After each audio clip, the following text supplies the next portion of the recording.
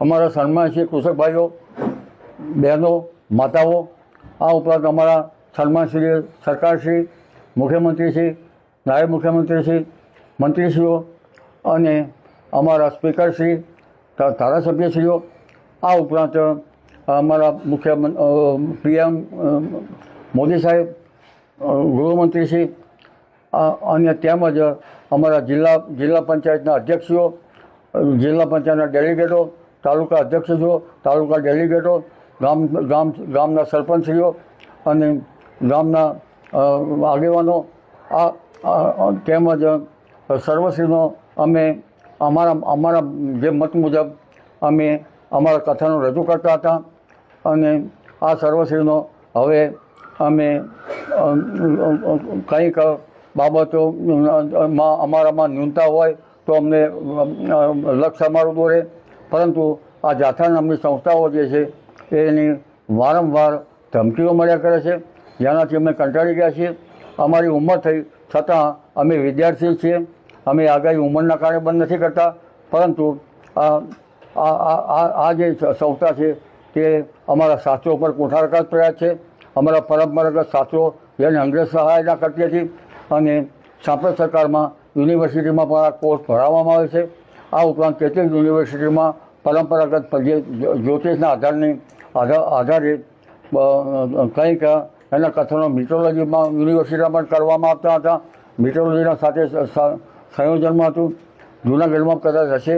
એટલે આ બધા પરોજનમાં ફરવા કરતાં અમે હવે આ આગાહી કરવાનું, જ્યાં સુધી અમને સરકારશ્રીનો સપોર્ટ ન મળે, જનતા જનાર્દનનો સપોર્ટ છે જ, પરંતુ આ યુનિવર્સિટીમાં ભણવામાં આવે છે છતાં અમોને કાયદાકીય રીતે હવે અમારી ઉંમર થઈ એટલે અમે આ પરોજનમાં ફરવા માગતા નથી.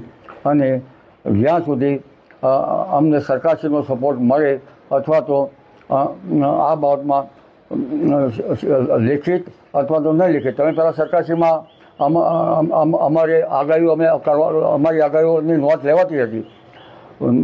તંત્રીશ્રીઓ પણ અમારી નોંધ લેતા હતા ઘણા વર્ષોથી.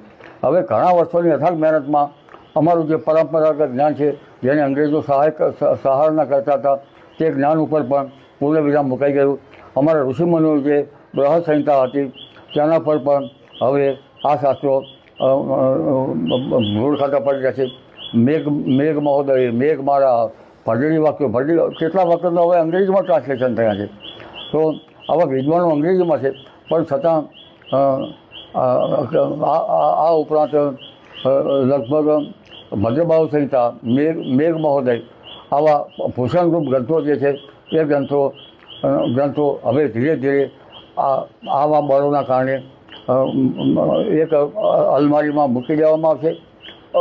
અને જ્યાં સુધી અમને સરકારશ્રીની જ્યારે સરકારશ્રીની સરાહના અમને મળશે, અમારા જે રાજકીય, અમે કોઈ પક્ષાપક્ષીમાં માનતા નથી, રાજકીય પીઠબળ અમને મળશે. અમને જનતા જનરલનો તો સપોર્ટ છે, પણ કાયદાકીય સપોર્ટ અમોને નથી. અમારી ઉંમર થઈ અને આ બાબતમાં હવે લોકો આગ્રહ રાખે કે હવામાન ખાતાની એમાં વાંધો નથી, લાંબા ગાળાની આગાહી પણ હવામાન ખાતું કરે. અને હવે હવામાન ખાતામાં આ જે જાથાનું મહત્ત્વ છે કે ભલે હવામાન ખાતાનું મહત્ત્વ જળવાઈ રહે, પણ જનતા જનાર્દન જાણે આગાહીમાં કેટલું સત્ય છે અને આ સત્ય પ્રમાણે હવામાન ખાતું પણ આગળ વધશે જ. એટલે હવે અમો આગાહી જ્યાં સુધી અમને સપોર્ટ નહીં મળે, જનતા જનાર્દનનો સપોર્ટ છે, અમારા નાની ઉંમરના જે બાળકો છે એમનો પણ સપોર્ટ છે. નાની ઉંમરના લગભગ પહેલાં બીજામાં જતા હોય અથવા તો કેજીમાં હોય એવા બાળકોનો પણ અમને આનંદ મળતો હતો.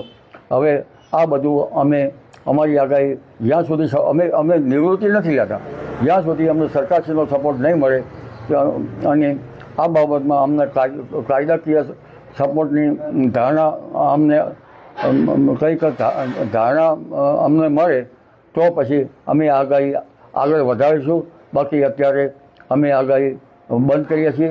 જય શ્રી રામ, જય શ્રી કૃષ્ણ, જય અમારા ઋષિમુનિઓ જય અમારો સનાતન ધર્મ અને જય જય સૌને, જય જય ગરવી ગુજરાત. જેની ગાથા હવે અમારા પુરાણ ગ્રંથો પણ હવે હાંસિયામાં મુકાઈ જશે. જય જય શ્રી રામ, જય શ્રી કૃષ્ણ.